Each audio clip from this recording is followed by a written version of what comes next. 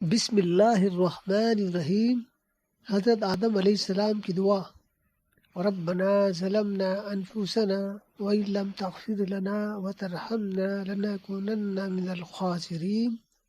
اے ہمارے رب، ہم نے اپنا بڑا نقصان کیا، اور اگر تو ہماری مغفرت نہ کرے گا اور ہم پر رحم نہ کرے گا تو ہم واقعی نقصان پانے والوں میں سے ہو جائیں گے۔ سورہ اعراف آیت نمبر 23۔ حضرت ابراہیم علیہ السلام کی دعا۔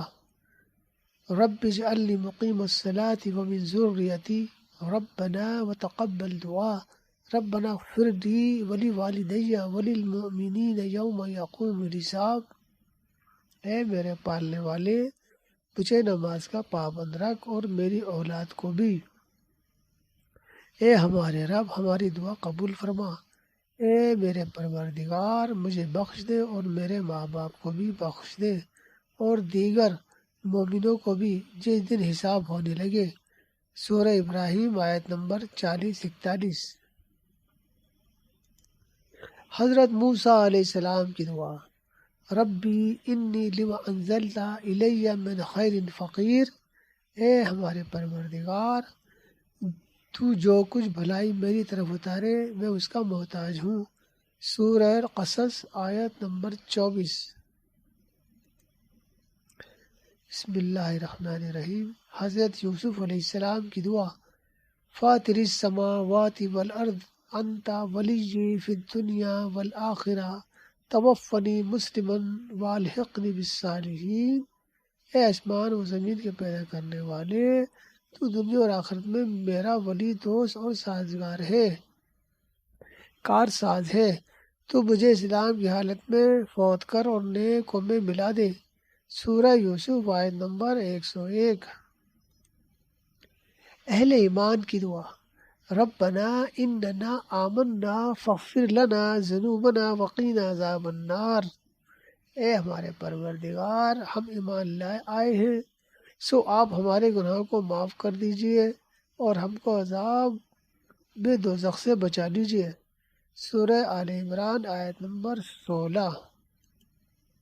حضرت یونس علیہ السلام کی دعا۔ لا الہ الا انت سبحانک انی کنت من الظالمین۔ الہی تیرے سوا کوئی معبود نہیں، تو پاک ہے، بے شک میں ظالموں میں سے ہو گیا۔ سورۃ الانبیاء آیت نمبر 87۔ حضرت نوح علیہ السلام کی دعا۔ ربی انی مغلوب فانتصر۔ میرے رب میں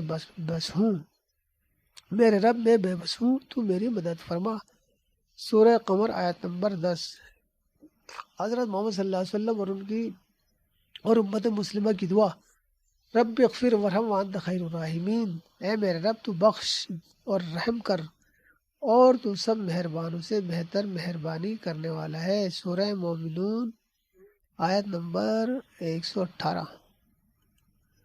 والدین کے حق میں مومنین کی دعا۔